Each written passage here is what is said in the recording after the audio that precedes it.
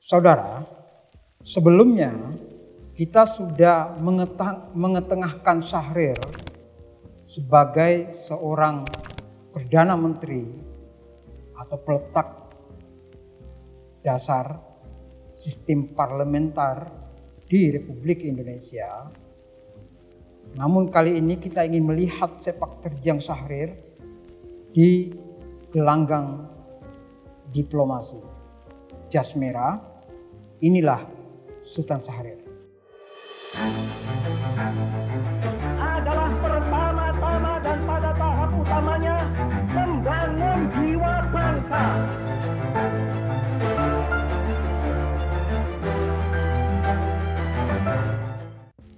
Jika simbol gerilyawan yang berlari, memanah, berkuda atau yang disebut dengan revolusi berdiri, revolusi otot adalah Panglima Besar Jenderal Sudirman, maka Sultan Syahrir saya sebut sebagai simbol dari apa yang saya sebut dengan revolusi duduk.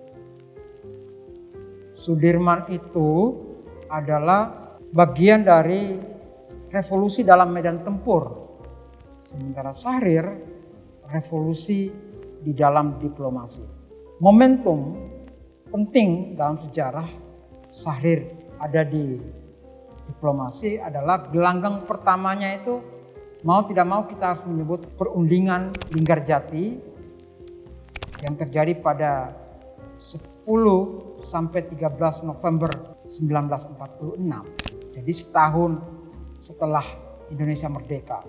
Sudah alot sejak menentukan Linggarjati itu sebagai lokasi runding, udah alot itu untuk merumuskan apa dan bagaimana pemerintahan Indonesia selanjutnya. Dari menentukan tempat aja udah debat panjang itu. Pihak Belanda bersikukuh gak mau di Jogja dia. Belanda yang ingin menguasai kembali Indonesia itu ngotot bahwa dia gak mau di Jogja gitu kan. Karena itu adalah bagian dari Republik Indonesia yang sudah diproklamasikan oleh Soekarno-Hatta gitu.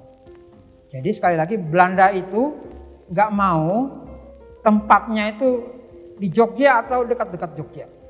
Karena Belanda riskan. Kalau di Jogja itu kan bisa diserang oleh laskar-laskar gitu. Sebaliknya pihak Indonesia juga gak mau tempat perundingan itu terlalu dekat dengan wilayah pendudukan atau Jakarta gitu. Ya Bekasi gitu ya. Karawang gitu. Mereka gak mau itu. Nah, itu nanti kita bisa baca ya. Kronik Linggarjati itu ada lengkap itu peristiwa Linggarjati di situ, mulai dari preambulnya sampai penandatanganan. Itu disusun oleh Ali Budiarjo yang juga di dalam perundingan Linggarjati itu bertindak sebagai sekretaris atau clerk yang dipimpin oleh Sultan Syahrir. Buku itu menarik dan lumayan detail gitu ya, menggambarkan tentang peristiwa ini. Mulai dari diplomasi awal pra Linggarjati di mana Belanda berencana, udah kelihatan gitu ya, pengen membentuk negara persemakmuran. Itu loh seperti Inggris atas Malaysia gitu dan seterusnya. Indonesia ingin dijadikan bagian dari kerajaan Belanda. Nah, sementara Syahrir itu mengusulkan ketika di Belanda gitu ya. Jadi ini ada sebelum Linggarjati itu kan ada perundingan pra gitu ya. Diadakan di Belanda. Di sana Syahrir mengusulkan bahwa Republik Indonesia diakui sebagai negara berdaulat yang meliputi daerah bekas Hindia Belanda, dan kedua Belanda dan RI dibentuk federasi. Nah, di situ Syahrir maupun Van Mook dari Belanda gak ketemu di situ bareng. Mereka nggak ketemu. Itu kejadiannya Maret 1946. Deadlock. Karena bagi Belanda, Indonesia ini siapa? Emangnya siapa yang ngakuin mereka merdeka? Negara mana yang mengakui Indonesia itu ada gitu? Kan pengakuan sepihak. Proklamasi Indonesia kan pengakuan sepihak. Nah itu alasan Belanda ya. Ya nggak ada dong. Dan Belanda kukuh dan masih merasa sebagai negara pemegang kedaulatan atas Indonesia. Makanya deadlock. Nah saat kalau kronik 1946 itu kita letakkan di atas meja, pada saat diplomasi preambule itu, pendahuluan Linggarjati itulah macam-macam peristiwa terjadi. Salah satunya adalah terjadi coup yang dilakukan oleh kelompok Tan Malaka yang disokong oleh Panglima Besar Sudirman. Sultan Syahrir bersama beberapa menterinya diculik di Solo 3 hari sebelum kalender Masehi itu bulan Juni berakhir. Di tanggal 20 berapa ya? 27 apa 28 ya. Dan tuduhan siapa yang menculik Syahrir dan menteri-menterinya itu mengerucut kepada kelompok yang dipimpin oleh Tan Malaka. Tan adalah tokoh yang sangat kukuh menentang politik diplomasi ala Syahrir ini, terlalu lembek. Terlalu ngasih angin kepada Belanda.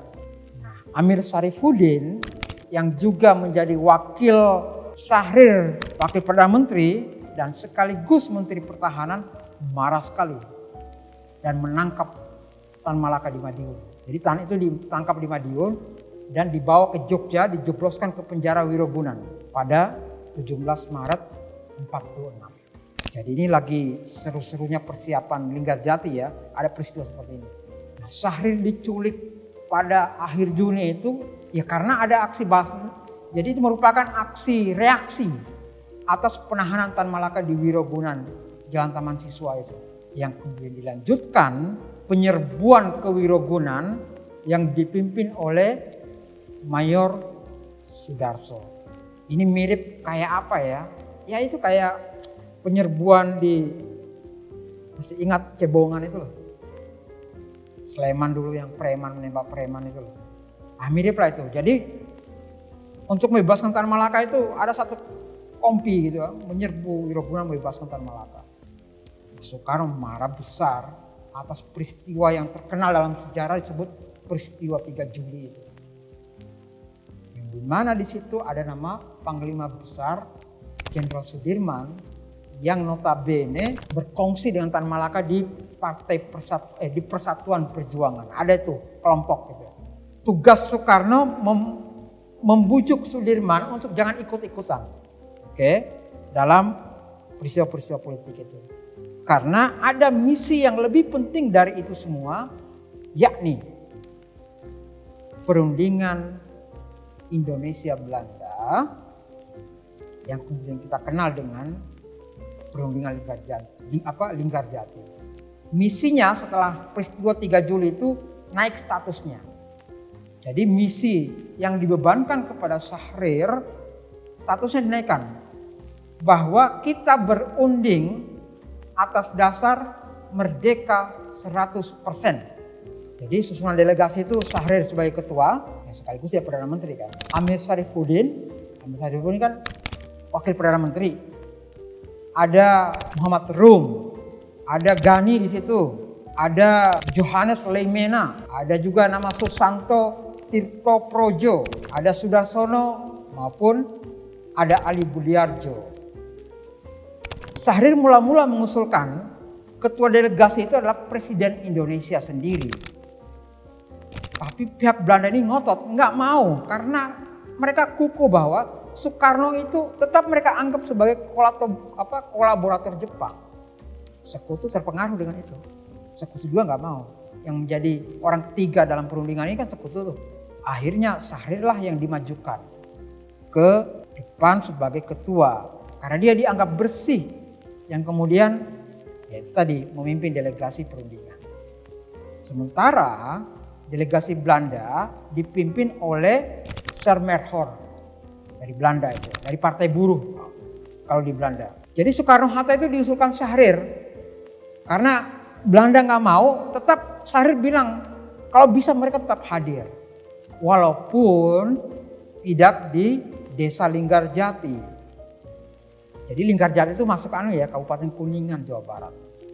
Itu jaraknya dari kota Kuningan. Jadi Soekarno-Hatta itu berangkat ke Kuningan. Mereka nggak boleh Linggarjati karena Belanda nggak sepakat. Oke, diletakkan di Kuningan aja. Jadi itu 17 kilo jauhnya dari Linggarjati. Sementara pihak Belanda bikin rumah apung yang kemudian menjadi base campnya di kapal perang yang mereka berlabuh di Cirebon. Yang jauhnya 17 km dari Linggarjati. Singkat kata atau singkat cerita, hasil Linggarjati itu sedikit ada kemajuan karena di sana secara de facto RI diakui, Belanda mengakui kemudian, walaupun sedikit. Indonesia itu diakui berkuasa di Jawa, maksudnya Jawa itu Jogja dan sekitarnya, residen kedua itu loh. Jadi RI itu namanya Republik Indonesia yang diproklamasikan itu wilayahnya itu cuma Jogja sama Magelang gitu, residen kedua itu. Semarang itu udah enggak. Oke. Bukan wilayahnya itu wilayah Belanda udah itu. Dan sebagian Sumatera, itu pun tempat Sumatera itu Sumatera yang mudah sekali diblokade. Jadi enggak strategis. Sumatera Barat. Maksudnya disebut sebagian kecil Sumatera. Ya apa boleh buat. Akhirnya Soekarno-Hatta ketika dilobi oleh pihak sekutu menyetujui. Dan keputusan itu diparaf oleh Syahrir dan Sermerhon di Jakarta. Nah, Linggarjati kemudian menjadi cikal terbentuknya apa yang kita sebut dengan negara federal. Negara Indonesia Serikat, di mana RI ada bagian dari Indonesia di dalamnya. Sayang sekali Belanda itu nafsir Linggarjati semau dirinya sendiri. Karena ternyata karena mereka merasa masih berkuasa penuh gitu ya. RI cuma seupil gitu ya.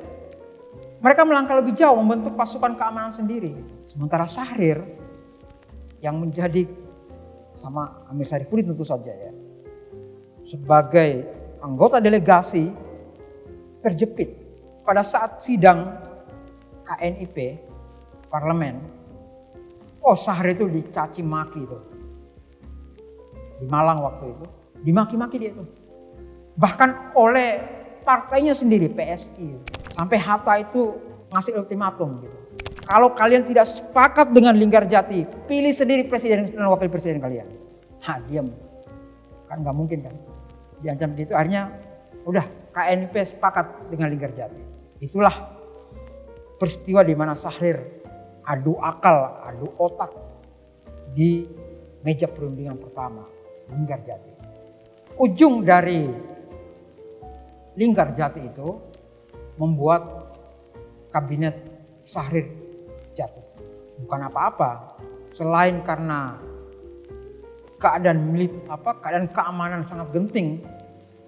Ingat tadi Belanda itu sebetulnya main-main aja sama Linggarjati itu. Semau-maunya menafsirkan hasilnya. Nggak patuh, Syahrir jatuh. Kemudian digantikan oleh Amir Sarifudin sebagai Perdana Menteri. Nanti kita bahas sendiri soal Amir Sarifudin. Tapi kita kembali ke pokok tokoh kita. Hal kedua, gelanggang Syahrir di ranah diplomasi yang sangat substansial dan sangat penting adalah saat ia kembali, walaupun sudah bukan Perdana Menteri, ditunjuk sebagai ketua delegasi untuk bertempur di garis depan diplomasi di Dewan Keamanan PBB pada 14 Agustus 1947. Saya garis bawahi ya bahwa menurut saya dalam sejarah gitu ya, ini menjadi tanggal yang sangat keramat karena inilah untuk pertama kali Dewan Keamanan PBB itu membicarakan sengketa Indonesia Belanda itu sebagai kasus dekolonisasi pertama ya sejak PBB berdiri. Dan itu diselenggarakan di Amerika gitu ya. Mengapa Syahrir dipilih? Ya karena memang dialah sepanjang bulan-bulan revolusi yang sangat panas karena secara militer Belanda melakukan apa yang disebut dengan apa yang mereka sebut ya aksi polisionil atau sejarah kita menyebutnya agresi militer maupun pelik secara politik gitu ya. Karena Syahrir sepanjang bulan-bulan itu berusaha sedemikian rupa mencari dukungan dari negara-negara Liga Arab. Nah, salah satu utusan melobi Liga Arab itu adalah menteri dia sebelumnya adalah Haji Agus Salim. Sudah kita bahas di Jas Merah sebelumnya di episode Agus Salim. Sebab tanpa dukungan negara-negara lain, Indonesia itu nggak punya posisi kuat di PBB. Nah, di Dewan Keamanan PBB itulah Syahrir dibantu oleh tim kuat, tim diplomat yang kuat dengan komposisi nama ya seperti yang di foto yang beredar luas di buku sejarah. Nah, ini fotonya yang ini kan. Itu ada Agus Salim gitu ya, senior sekali itu ya. Paling senior ya. Lalu ada Charles Tambu. Charles Tambu ini jurnalis yang juga menulis pidato-pidato Syahrir. Ada Sumitro Joyo Hadikusumo. Lalu ada LN Palar. Dan yang termuda adalah Sujatmoko. Dalam frame itu nama-nama itu. Bisa lihat fotonya kan sendiri. Nah, itulah timnya Syahrir di Amerika, di Dewan Keamanan PBB berunding. Memaksa Belanda itu ke meja perundingan. Dan disaksikan oleh PBB. Hasil perundingan ini penting teman-teman sekalian, saudara-saudara sekalian. Karena memaksa Belanda untuk ke meja perundingan menyelesaikan sengketa secara damai. Tapi apa yang terjadi di meja perundingan belum tentu apa sama dengan real politik di dalam negeri. Real politik dalam negeri, terutama para laskar gitu ya, tentara nasional, menganggap Syahrir ini terlalu ngasih banyak konsesi kepada pihak Belanda yang memang ya kian menggila ulahnya di wilayah Republik Indonesia. Bayangkan Indonesia kan tinggal sedikit wilayahnya itu pun diagresi terus menerus gitu. Maka setelah Syahrir surut kan setelah pulang dari situ Syahrir langsung surut itu. Betul-betul apa ya? Gak dianggap. Jadi tahun 48 itu sebenarnya Syahrir itu udah kayak kesepian itu loh, sendiri itu loh. Itu sepaket dengan Amir Syarifuddin yang juga dianggap tahun 48 ya, terlalu condong ke kiri. Nanti ketika masuk dalam tokoh Hatta kita bahas soal 48 dan peristiwa Madiun. Jadi praktis Syahrir itu terlibat langsung dalam tubuh pemerintah itu ya hitung aja 14 November 45 sampai cuma 27 Juni 19 berapa itu ya? 47. Jadi kurang lebih apa ya? 2 tahun aja gitu. Ya bukan Juni ya, Dok. Tapi sepulang dari PBB itu bulan Agustus. Sampai di situ dia kemudian kesepian gitu. Oke, teman-teman sekalian. Saya kembali mengajak Anda, mengajak saudara untuk sekali lagi melihat seperti yang saya katakan di bagian sebelumnya. Ini kan politik duduk kan. Masih ingat politik duduk? Politik duduk pertama itu kita sudah ulas di bagian pertama. Sekali lagi saya mengajak teman-teman melihat kembali foto yang sangat epik dan sesungguhnya menggambarkan Syahrir setelah 47, nelongso gitu ya. Foto itu dimuat di buku ini, biografi yang sangat bagus ya. Sekali lagi saya katakan tentang Syahrir yang ditulis oleh jurnalis yang langsung ke kancah Perang Revolusi, Rosihan Anwar. Judulnya itu Sultan Syahrir, Demokrat Sejati Pejuang Kemanusiaan yang diterbitkan oleh Kompas tahun 2010. Kalau ingin mengetahui lebih lanjut tentang Syahrir, silakan baca buku ini ya. Di bingkai foto ini, coba lihat satu persatu ya. Namanya saya tunjuk satu persatu ya. Ada namanya Yunan Nasution dari kiri ke kanan ya. Ada Prawoto Mangkusasmito. Ini mewakili Masyumi ini. Lalu ada Syahrir. Ada Murad dan Subadio, itu pimpinan PSI. Dan konteks foto ini, pimpinan Masyumi dan Partai Sosialis Indonesia atau PSI itu dipanggil Soekarno ke Istana Merdeka untuk mendengarkan vonis politik pada 21 Juli 1960. Vonisnya adalah Masyumi dan PSI dibubarkan. Tuduhannya adalah dua partai ini anggotanya terlibat dalam serangkaian aksi makar. Ini tuduhannya keras sekali nih. Terutama apa yang disebut dengan pemberontakan PRRI Permesta, Pemerintahan Revolusioner Republik Indonesia. Tinggi itu. Yang berhasil digulung oleh Kolonel Ahmad Yani dan Jenderal Nasution tahun 58. Perhatikan sekali lagi ya, posisi duduk Syahrir itu. Kamera kan ada di belakang Soekarno itu, mereka berhadapan langsung dengan Soekarno itu. Anda lihat, ia seperti pesakitan di hadapan Soekarno. Si Bung kecil yang sudah kehilangan pengaruh sama sekali dari negeri yang ia turut perjuangkan juga kemerdekaannya, kelihatan Syahrir tidak berdaya sama sekali. Dari cara duduknya tampak ia sangat tidak enak, sakit berhadapan dengan Soekarno sebagai presiden. Kita flashback dulu. Setelah KMB memutuskan menendang Belanda dari bumi Indonesia akhir Desember 49, sekaligus sebetulnya Sultan Syahrir turut terbuang. Kerjanya ya cuma nulis-nulis koran, jadi komentator politik, kemudian ya membesarkan PSI gitu yang ia dirikan bersama para pengikutnya di tahun 1948 gitu. Jadi dia dirikan itu setelah kembali dari Amerika dari Dewan Keamanan PBB. PSI.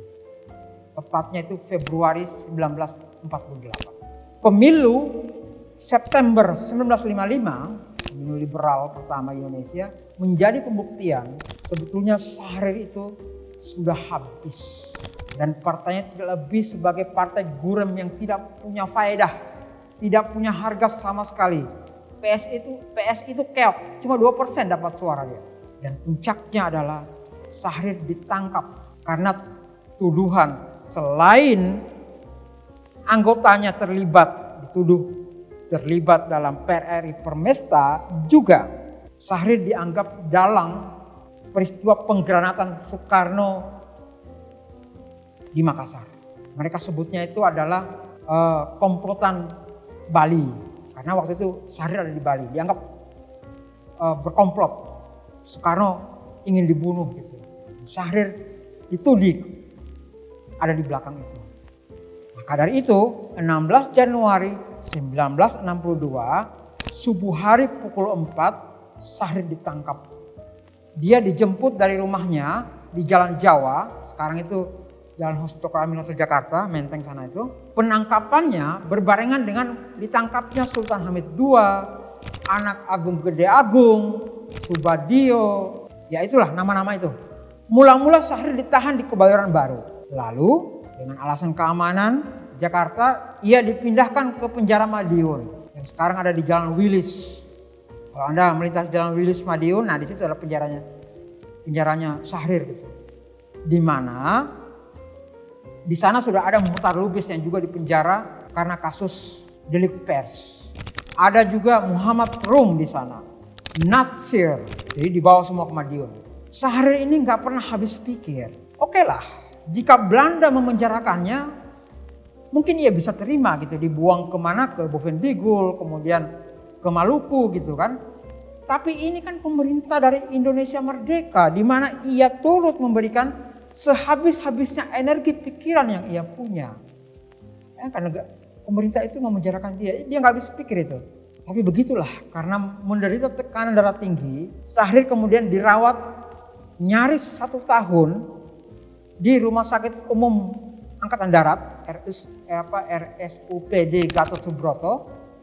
Dan setelah agak mendingan, Tahu dikemanakan lagi dia? Ya dikembalikan ke penjara di Jalan Keagungan. Dia setahun di penjara itu.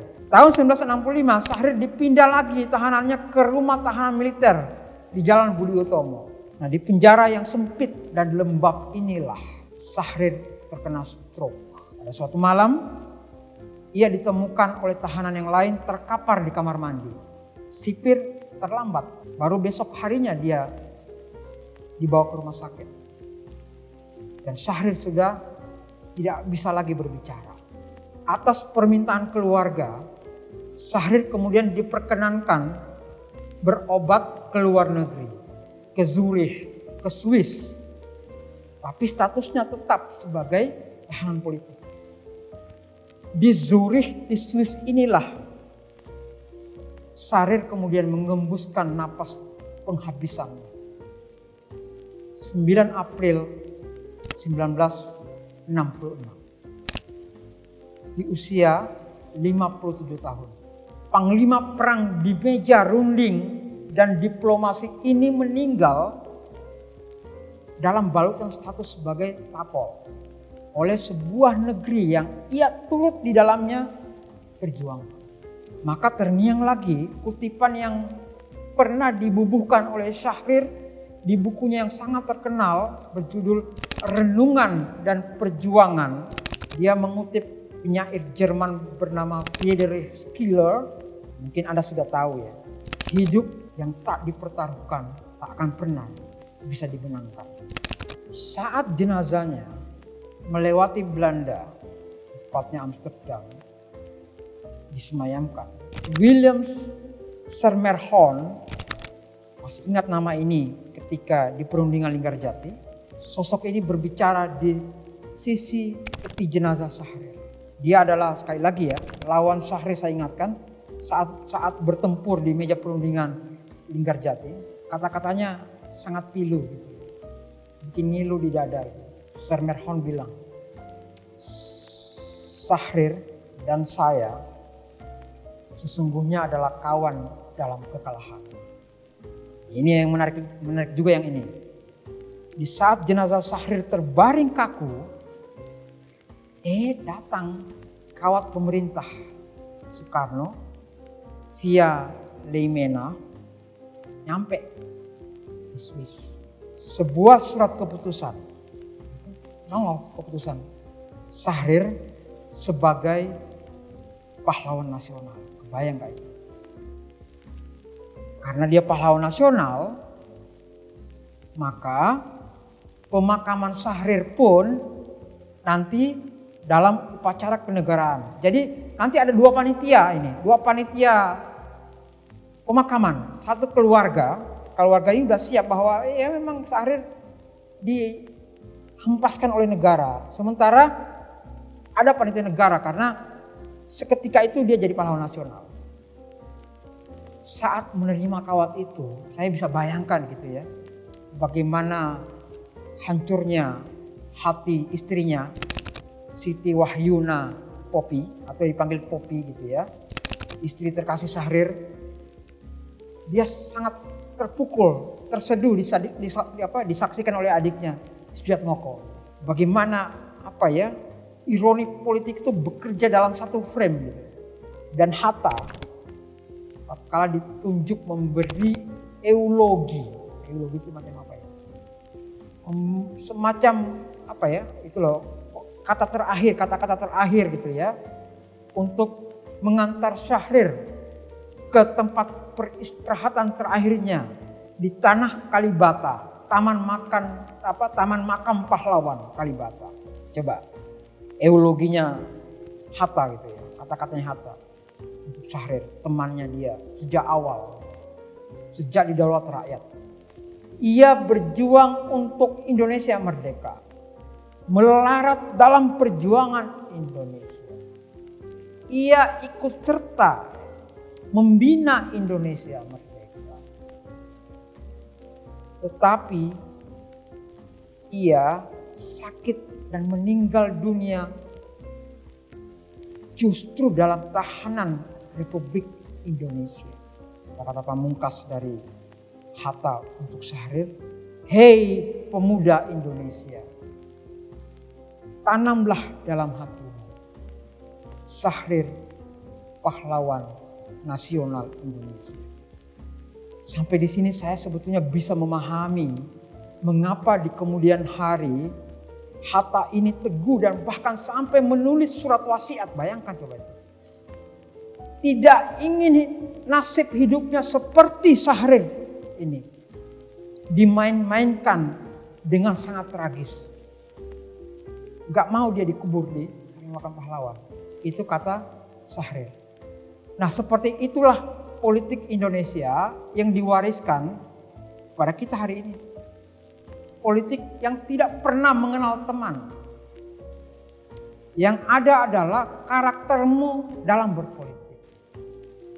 Kamu memperjuangkan apa? Syahrir sudah mempertaruhkan hidupnya.